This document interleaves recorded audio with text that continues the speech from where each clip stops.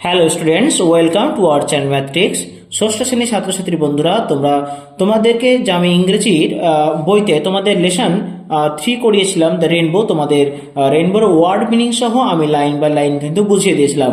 প্রত্যেকটা লাইন ধরে, প্রত্যেকটা ওয়ার্ড ধরে সমস্ত কিছু তোমাদের এই চ্যাপ্টারটা বোঝানো হয়েছিল। তোমরা আশা করি ভিডিওটি দেখেছিলে। যদি না দেখে থাকো তাহলে তোমরা একবার অবশ্যই দেখে নেবে। আজকে তোমাদের এই চ্যাপ্টার থেকে, এই লেসন থেকে, অর্থাৎ লেসন নাম্বার 3 থেকে, দ্য রেইনবো চ্যাপ্টার থেকে তোমাদের ধরে ধরে প্রত্যেকটা অ্যাক্টিভিটি আজকে আমি করিয়ে দেবো। তো চলো দেখি প্রথমে কি কি অ্যাক্টিভিটিগুলো আছে আমরা দেখে নিই। প্রথমে আছে দেখো অ্যাক্টিভিটি 1-এ টিক দ্য কারেক্ট অল্টারনেটিভ। তা দেখে নাও কোনটা সঠিক উত্তর হবে, তোমরা একটু বুঝে নাও। শিপ সেল অন দ্য, অর্থাৎ জাহাজ ভাসে কোথায়? অবশ্যই সাগরে, তাহলে option number 3 C. Clouds are prettier than, মেঘেরা সুন্দর কার চাইতে? Rain and sky, boats and ships, river and seas, আমরা দেখেছি কবিতায় বোটস অ্যান্ড শিপস হবে, অর্থাৎ অপশন নাম্বার 2। তিনি দেখো the poet talks about a boat that Bridges, কবি যে ধনুকের কথা বলছেন সেটা সেতু বানায়। কেমন সেতু? হেভেন, সি না রিভার? অবশ্যই হেভেন, স্বর্গীয় সেতু। ডি নাম্বার দেখো the poet mention that the road is from, কবি উল্লেখ করেছেন যে রাস্তাটি সেটা কোথা থেকে কোথায় পর্যন্ত গিয়েছে? স্কাই টু আর্থ হবে না, আর্থ টু রিভার এটাও হবে না, আর্থ টু এসে অর্থাৎ পৃথিবী থেকে আকাশের মধ্যে কেন, অর্থাৎ option number 3 earth to sky. চলে আসি অ্যাক্টিভিটি 2। তাহলে এখানে দেখো খুব সহজ অ্যাক্টিভিটিগুলো দেওয়া হয়েছে, তোমরা নিশ্চয়ই এগুলো পারবে যেহেতু আগে বুঝেই ফেলেছো। বোট সেলস ওয়ান, অর্থাৎ নৌকা ভাসে কোথায়? ওয়ান দ্য রিভার্স, এটা হয়ে যাবে তোমার রিভার্স, নদীর ওপর। ওকে, চলে আসি বিয়েটাতে কি বলছে? The sailing boats and ships, ভাসন্ত নৌকা এবং জাহাজগুলি, আর লেস বিউটিফুল, কম সুন্দর, দেন কার চাইতে? মেঘেদের চাইতে, অর্থাৎ এখানে হবে ক্লাউডস। ওকে, পরটা দেখো ব্রিজেস আর বিল্ড ওভার, সেতু তৈরি করা হয় কার উপর? নদীর উপর, বিল্ড ওভার দ্য রিভার্স। ওকে, চলে আসি কোশ্চেন নাম্বার ডি। দ্য বো বিল্ডস, ধনুকটি কি তৈরি করে? কি তৈরি করে? তৈরি করে আর রোড, একটা রাস্তা তৈরি করে। কোথা থেকে কোথা পর্যন্ত? আর road from earth to sky, পৃথিবী থেকে আকাশ পর্যন্ত কি করে? একটা রাস্তা তৈরি করে। ওকে, চলে আসি অ্যাক্টিভিটি। দেখো অ্যাক্টিভিটি 3-তে তোমাদের আপাতত দরকার নেই। অ্যাক্টিভিটি 4-এ চলে আসি। দেখো কি বলেছে? হোয়াট অ্যান্ড হোয়ার, অর্থাৎ এটা কি এবং কোথায়। কোথায় বলা আছে? On the rivers. নদীতে কি? নদীতে ভাসে কি? আমরা জানি নৌকা, তাহলে এখানে লিখবো দ্য বোটস। নৌকা ভাসে, তাহলে এখানে লিখবো দ্য বোটস সেল। ওকে, চলে আসে দেখো 2-তে ক্লাউড সেল, মেঘ ভাসে কোথায়? অ্যাক্রস দ্য স্কাই, আকাশে, অ্যাক্রস দ্য স্কাই। দেখো সিটা দেখো, হোয়ার বলেছে ব্রিজেস হেভেন, স্বর্গীয় সেতু তৈরি করে। কে সেটা? অবশ্যই সেটাকে দ্য রেনবো, রামধনু একটা স্বর্গীয় সেতু তৈরি করে। ডিটে দেখো dash over top the tree, গাছের উপর দিয়ে যায়। কি যায় গাছের উপর দিয়ে? অবশ্যই এটাও কিন্তু দ্য রেনবো হবে। চলে এসে দেখো অ্যাক্টিভিটি 5-এ কিছু কোশ্চেন আছে। প্রথম প্রশ্ন বলা হয়েছে what is prettier than boat, ship and clouds, কোন জিনিসটি সুন্দর? নৌকা, জাহাজ এবং মেঘের চাইতে কোন জিনিসটা সুন্দর? উত্তর হবে দেখো অ্যাক্টিভিটি 5-এর A, the rainbow is prettier than boats, ship and clouds. তাহলে আমি এখানে হোয়াটের জায়গায় দ্য রেনবোটাকে লিখে দেবো। ওকে, চলে আসি পরবর্তী প্রশ্ন। দেখো question number B, what are the clouds compare to, মেঘেদেরকে কাদের সঙ্গে তুলনা করা হয়েছে? উত্তর দেখো মেঘেদেরকে তুলনা করা হয়েছে the clouds are compare to boats and ships, নৌকা এবং জাহাজের সাথে।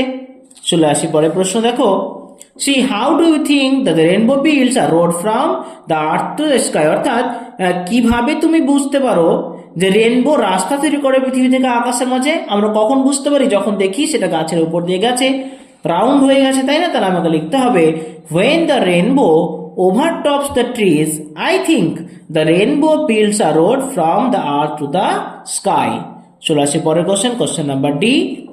হুইচ, অর্থাৎ কোন জিনিসটি অ্যাকর্ডিং টু দ্য পোয়েট, অর্থাৎ কবির মতে, is the prettiest of all object, সমস্ত জিনিসের চাইতে সুন্দর, মেনশন ইন দ্য পোয়েম, অর্থাৎ কবিতায় উল্লিখিত কবির মতে কোন জিনিসটি সমস্ত জিনিসের চাইতে সুন্দর? সেটা হচ্ছে অবশ্যই রেনবো। তার উত্তর হয়ে যাবে অ্যাকর্ডিং টু দ্য পোয়েট, এটা আগে ফার্স্টে লিখবা, তারপর হুইচের জায়গায় অ্যান্সার লিখবা দ্য রেনবো। বাকি যা আছে কোশ্চেন থেকে তুলে দাও। According to the poet the rainbow is the prettiest of all objects mention in the poem. চলে আসে দেখো অ্যাক্টিভিটি 6 এর। এখানে বলা হয়েছে রিড দ্য প্যাসেজটিকে পড়ে আমাকে দুটো ঘর দিয়েছে, যেগুলো নাউন পাবে সেই নাউনগুলোকে, যেগুলো কাউন্টেবল গোনা যায় সেগুলো কাউন্টেবলে ঘরে, যেগুলো গোনা যায় না সেগুলো আনকাউন্টেবলে ঘরে পড়বে।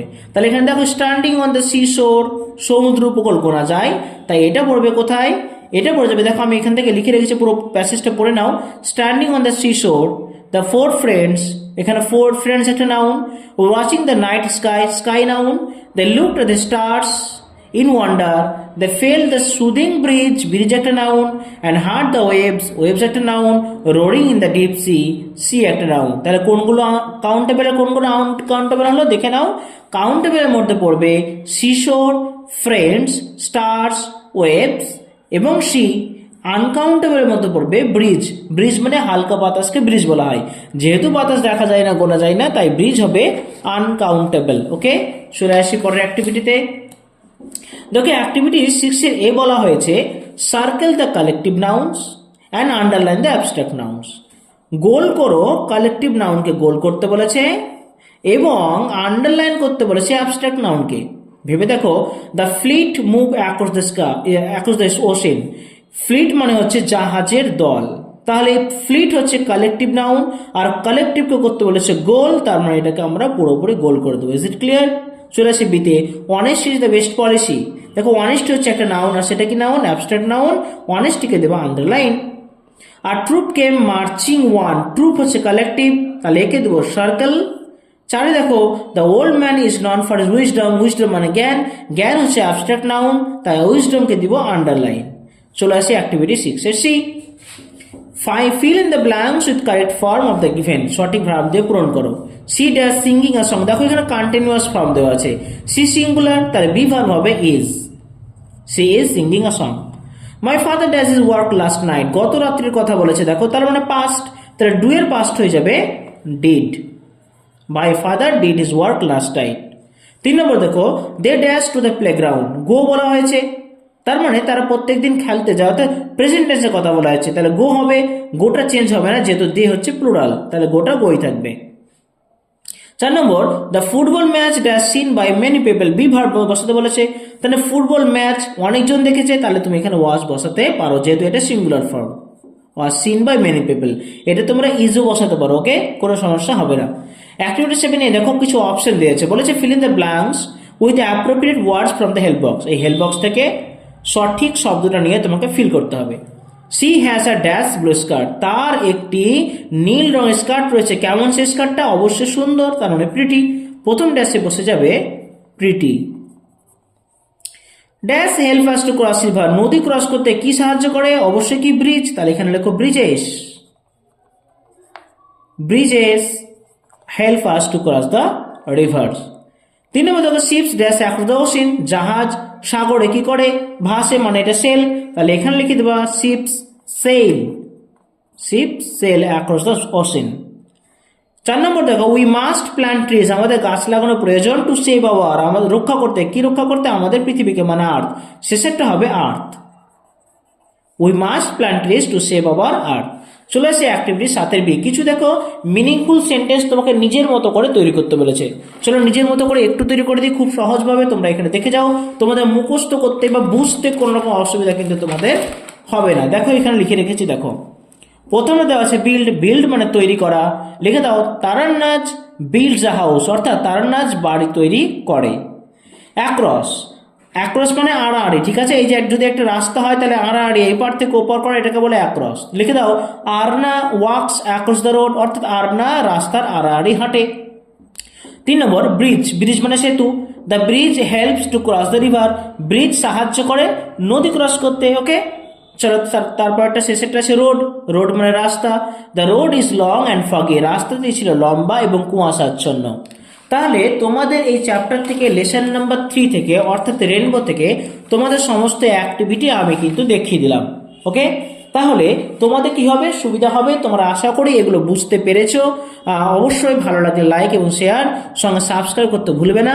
এরপর আমাদের তোমাদের পরবর্তী লেসন নাম্বার 4 আমরা পরের দিন থেকে ওয়ান ওয়ার্ড তোমাদেরকে লাইন বাই লাইন এক্সপ্লেনেশন করে দেব, বাংলা অর্থ সব ভালো করে বুঝিয়ে দিব। তোমরা ততদিন আমাদের সঙ্গে থেকো, ভালো থেকো, সুস্থ থেকো। Good bye.